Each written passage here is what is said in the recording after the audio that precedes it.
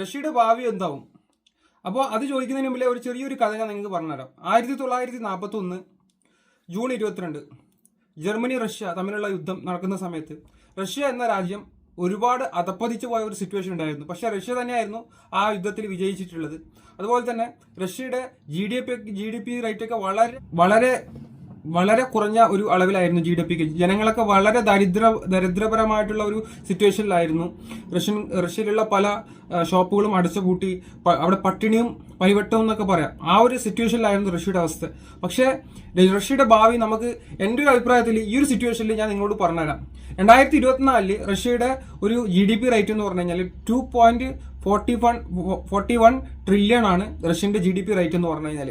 അപ്പോൾ ഇതിനെക്കുറിച്ച് നമുക്ക് കൂടുതൽ അറിയാൻ വേണ്ടിയിട്ട് വീഡിയോ മുഴുവനായിട്ട് കാണുക, സ്കിപ്പ് ചെയ്യാതെ. അപ്പോൾ എല്ലാവർക്കും മല്ലു ലൈഫ് റഷ്യ എന്ന പുതിയൊരു വീഡിയോയിലേക്ക് സ്വാഗതം.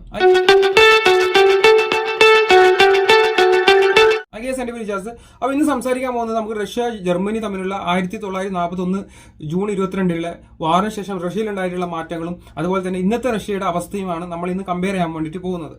അപ്പോൾ അന്നത്തെ ഒരു സിറ്റുവേഷൻ എന്ന് പറഞ്ഞു കഴിഞ്ഞാൽ എല്ലാത്തിനും, അതായത് പച്ചക്കറി പലചരക്ക് കടയിൽ പോയി കഴിഞ്ഞാൽ പച്ചക്കറി ഐറ്റംസ് അതുപോലെ തന്നെ എല്ലാത്തിനും നല്ല വില കൂടുതലാണ്. അതായത് നമുക്ക് ഒരു സാധാരണ കോമൺ ആയിട്ടുള്ള ആളുകളെ സംബന്ധിച്ച് നോക്കുകയാണെങ്കിൽ ഒരിക്കലും താങ്ങാൻ പറ്റാത്ത ഒരു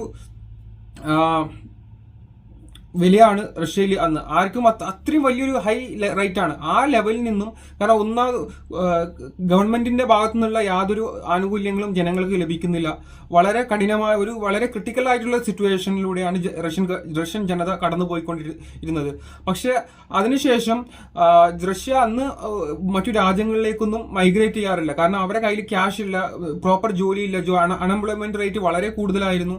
പക്ഷെ അതിൽ നിന്നൊക്കെ കരകയറാൻ നമ്മളെ സഹായിച്ചത് നിങ്ങൾ ഏകാധിപതി എന്ന് വിളിക്കുന്ന ഒറ്റ ഒരു മനുഷ്യൻ മാത്രമാണ്. ഇന്നും റഷ്യൻ ജനതയുടെ മനസ്സിൽ അത്രയധികം അവർ സ്നേഹിക്കുന്ന, ഏറ്റവും റഷ്യ എന്ന രാജ്യത്തെ ഇത്രയും റിച്ചാക്കി കൊണ്ടുവന്ന ആ ഒരാളുടെ പേര് നമുക്ക് ഇപ്പോഴും വളരെ അഭിമാനത്തോടുകൂടി പറയാം, വ്ളാഡിമിർ പുതിൻ. ഈ വ്ളാഡിമിർ പുതിൻ റഷ്യയിലേക്ക് അധികാരമേറ്റ ഉടൻ തന്നെയാണ് റഷ്യയിൽ വന്ന മാറ്റങ്ങളൊക്കെ ഒന്നും കണ്ണു തുറക്കുമ്പോൾ എന്ന് പറയാം അടിമുടി റഷ്യ മാറാൻ തുടങ്ങി. അദ്ദേഹം കൊണ്ടുവന്ന അദ്ദേഹത്തിന്റെ ആ ഒരു മാസ്റ്റർ ബ്രെയിനാണ് റഷ്യ ഇത്രയധികം മാറ്റങ്ങളിലേക്ക് വന്നത്.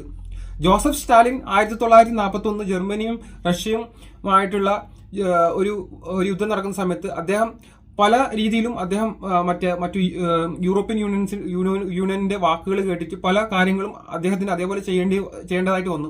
കാരണം അന്ന് അദ്ദേഹത്തിന് ഒന്നും ചെയ്യാൻ പറ്റാത്ത ഒരു സിറ്റുവേഷൻ ആയിരുന്നു. പക്ഷേ എന്നോ റഷ്യന്റെ ഏകാധിപതി എന്ന് വിളിക്കുന്നത്, നിങ്ങൾ അങ്ങനെയൊക്കെ വിളിച്ചു പറയുന്ന നമ്മുടെ റഷ്യക്കാരുടെ ദൈവം എന്ന് വിളിക്കുന്ന വ്ളാഡിമിർ പുതിൻ റഷ്യയിൽ വന്നതിന് ശേഷമാണ് 2024 റഷ്യന്റെ GDP റേറ്റ് 2.41 ട്രില്യൺ ആണ്.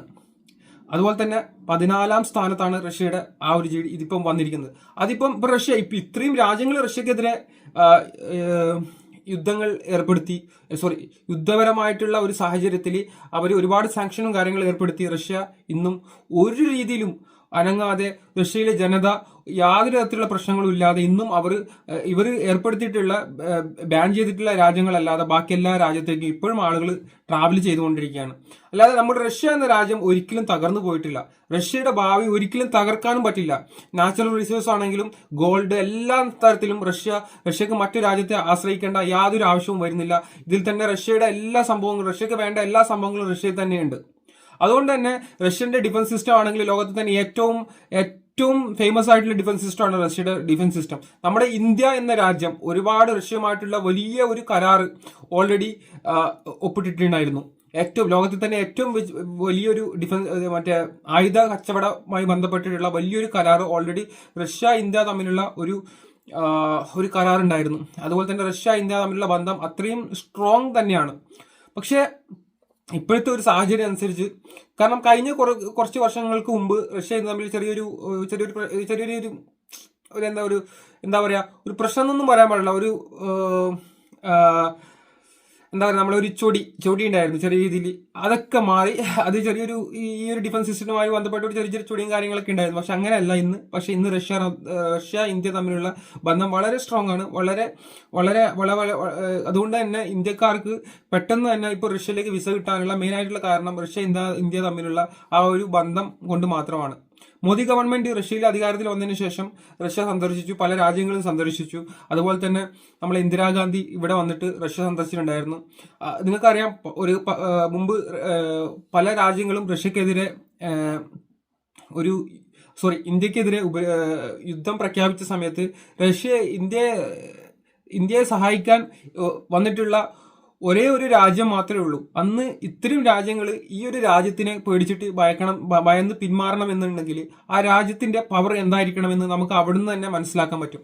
ലോകത്ത് എവിടെയും പ്രശ്നങ്ങൾ നടന്നു കഴിഞ്ഞാലും ഇറാനും അതുപോലെ തന്നെ മറ്റു രാജ്യങ്ങളും, അതായത് വേറെ അഫ്ഗാനിസ്ഥാനോ ഇറാനോ പിന്നെ വേറെ മറ്റു രാജ്യങ്ങൾ തമ്മിൽ യൂറോപ്യൻ യൂണിയനോ അതിൽ ഇടപെട്ട് അമേരിക്ക പറഞ്ഞു കഴിഞ്ഞാൽ ആ രണ്ട് രാജ്യങ്ങൾ തമ്മിലുള്ള യുദ്ധം അവസാനിക്കും. പക്ഷേ റഷ്യയോട് മാത്രം മുട്ടാൻ അമേരിക്കക്ക് എന്തുകൊണ്ട് പറ്റുന്നില്ല? അവിടെയാണ് നമ്മൾ പോയിന്റ്സ് അവിടെ കാണുന്നത്. കാരണം റഷ്യക്ക് അമേരിക്കയെക്കാളും കൂടുതൽ ഡിഫൻസ് സിസ്റ്റം സ്ട്രോങ് ആണ്. റഷ്യയുടെ ഡിഫൻസ് സിസ്റ്റം വളരെ സ്ട്രോങ് ആണ്. കാരണം അതുകൊണ്ട് എല്ലാ രാജ്യത്തും യുദ്ധങ്ങൾ ഉണ്ടാകുമ്പോൾ അമേരിക്ക അതിൽ പോയി ഇടപെട്ട് കഴിഞ്ഞാൽ അന്ന് തന്നെ അമേരിക്ക വിചാരിച്ചു കഴിഞ്ഞാൽ പെട്ടെന്ന് തന്നെ ആ യുദ്ധം അവിടെ സ്റ്റോപ്പ് ചെയ്യാൻ വേണ്ടിയിട്ട് പറ്റും. കാരണം അമേരിക്കക്ക് അതിനുള്ള അധികാരവും പവറും അതുപോലെ തന്നെ വളരെ റിച്ച് ആയിട്ടുള്ള ഒരു കൺട്രിയാണ് അമേരിക്ക. അമേരിക്കക്ക് അതിനുള്ള എല്ലാ തരത്തിലുള്ള പവറും ഉണ്ട്. എങ്ങനെ അത് അവസാനിപ്പിക്കാം? അമേരിക്ക പറഞ്ഞു കഴിഞ്ഞാൽ അമേരിക്ക ഏത് രാജ്യത്തോട് പറയുന്നു, ഇപ്പം ഇറാനും യൂറോപ്യൻ യൂണിയനിൽപ്പെട്ട ഏതെങ്കിലും രാജ്യവും തമ്മിലുള്ള ഒരു യുദ്ധം നടക്കുകയാണെങ്കിൽ അമേരിക്ക പറയാണ് നിങ്ങൾ ഇവിടെ യുദ്ധം അവസാനിപ്പിക്കണം, ഇല്ലെങ്കിൽ നമ്മൾ ഇടപെടും എന്ന് പറഞ്ഞു കഴിഞ്ഞാൽ ആ യുദ്ധം അവിടെ അവസാനിക്കും. പക്ഷെ റഷ്യയോട് അങ്ങനെ അമേരിക്കക്ക് പറയാൻ പറ്റില്ല. കാരണം റഷ്യ എന്ന് പറഞ്ഞു കഴിഞ്ഞാൽ അമേരിക്കയും തമ്മിലും ഈക്വൽ ആയിട്ട് നിൽക്കുന്ന രാജ്യമാണ്. ഈക്വൽ എന്നല്ല, റഷ്യ കുറച്ചും കൂടി പവറാണ്, അമേരിക്കയും കൂടി കുറച്ചും കൂടി ഹൈ ലെവൽ പൊസിഷനിൽ നിൽക്കുന്ന രാജ്യമാണ്. അതുകൊണ്ടാണ് അമേരിക്കക്ക് വിചാരിച്ചിട്ട് പോലും റഷ്യയോട് ഫൈറ്റ് ചെയ്യാൻ പറ്റാതെ റഷ്യയോട് പിന്മാറണമെന്ന് അമേരിക്ക തന്നെ പറയാണ്. അമേരിക്ക തന്നെ റഷ്യയുമായിട്ട് നേരിട്ട് ഒരിക്കലും ഏറ്റുമുട്ടില്ല. കാരണം ഇത്ര യൂറോപ്യൻ യൂണിയനും അമേരിക്കയുടെ കൂടിയാണ്. അമേരിക്കയും ഈ രാജ്യങ്ങളെല്ലാം പെട്ടിട്ടും ഒന്നിച്ച് റഷ്യക്കെതിരെ ഫൈറ്റ് ചെയ്യാലോ. എന്തുകൊണ്ട് അവർക്ക് ഫൈറ്റ് ചെയ്യുന്നില്ല? എന്തുകൊണ്ട് റഷ്യക്കെതിരെ ഇവർ ഫൈറ്റ് ചെയ്യുന്നില്ല? കാരണം റഷ്യ എന്ന രാജ്യം അത്രയും പവർഫുൾ ഡിഫൻസ് സിസ്റ്റത്തിന്റെ കാര്യത്തിലാണെങ്കിലും ഇതിലൊക്കെ അഗ്രഗണ്യന്മാരാണ് റഷ്യക്കാർ. കാരണം എല്ലാ തരത്തിലുള്ള ആയുധങ്ങളും റഷ്യയുടെ കയ്യിൽ ഓൾറെഡി ഉണ്ട്. അപ്പൊ റഷ്യയോട് അങ്ങനെ നേരിട്ട് ഒരിക്കലും ഒരു രാജ്യത്തിന് ഫൈറ്റ് ചെയ്യാൻ പറ്റില്ല. ഒറ്റക്കൊന്ന് ഫൈറ്റ് ചെയ്തിട്ട് വിജയിക്കുക എന്നുള്ളത് റഷ്യയുടെ ചരിത്രത്തിൽ നിങ്ങൾ ചരിത്രം നോക്കിയാൽ മതി. ചരിത്രത്തിൽ റഷ്യ വളരെ റയറായിട്ട് മാത്രമേ തോറ്റ ചരിത്രമുണ്ട്. ബാക്കി എല്ലാ വാറിലും റഷ്യ യുദ്ധത്തിൽ വിജയിച്ച ചരിത്രം മാത്രമേ നിങ്ങൾക്ക് കാണാൻ പറ്റത്തുള്ളൂ.